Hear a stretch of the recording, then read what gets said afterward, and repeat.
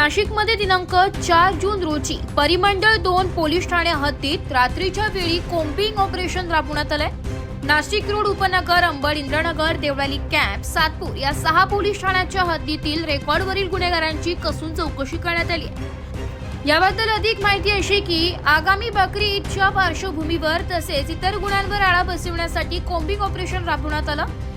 या दरम्यान 184 रेकॉर्डवरील आरोपींची चौकशी करण्यात आली। त्यात 63 तडीपार गुन्हेगारांना तपासण्यात आलं। उपनगर पोलीस ठाणे हद्दीतील विकी शांताराम जावर व अमीर मुराद तांबोळी यांच्याकडे प्राणघातक शस्त्र मिळून आल्याने त्यांना ताब्यात घेतलं असून त्यांच्यावर कारवाई करण्यात आली आहे। गोवंश जनावरांची कत्तल करणाऱ्या रेकॉर्डवरील उपस्थित जणांची चौकशी केली असता 120 टवाळखोर इसमांवर कारवाई करण्यात आली आहे। शहरात असे कोम्बिंग ऑपरेशन सतत राबविण्यात येणार असल्याची माहिती यावेळी देण्यात आली आहे। पोलीस आयुक्त संदीप कर्णिक, परिमंडळ 2च्या पोलीस उपायुक्त मोनिका राऊत यांच्या मार्गदर्शनाखाली परिमंडळ 2 कडील सहाय्यक पोलीस आयुक्त शेखर देशमुख, सहाय्यक पोलीस आयुक्त डॉक्टर सचिन बारे व सहाय्यक पोलीस ठाण्यातील अधिकारी व कर्मचाऱ्यांनी सदर कोम्बिंग ऑपरेशन यशस्वीरित्या राबविले।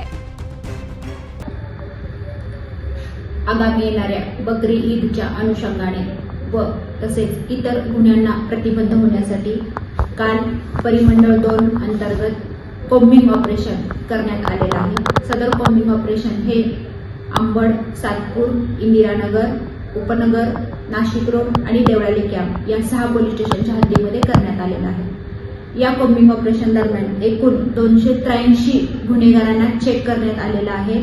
त्यांना पोलीस स्टेशनला आणून पुढची चौकशी या ठिकाणी करण्यात आलेली आहे।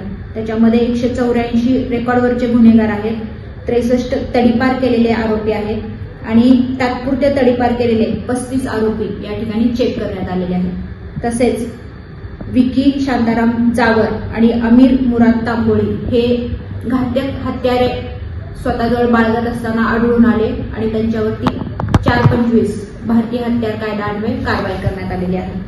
सदर कारवाई करत असताना या परिमंडळांतर्गत दोन्ही एसीपी, सर्व पोलीस स्टेशनचे प्रभारी अधिकारी आणि डीबी स्टाफ यांनी ऍक्टिव्ह सहभाग घेतलेला आहे। असे कोम्बिंग ऑपरेशन परिमंडळ 2 अंतर्गत भविष्यात देखील चालू राहणार आहे। एबी न्यूज करिता प्रतिनिधी गणेश सदाफुले, नाशिक।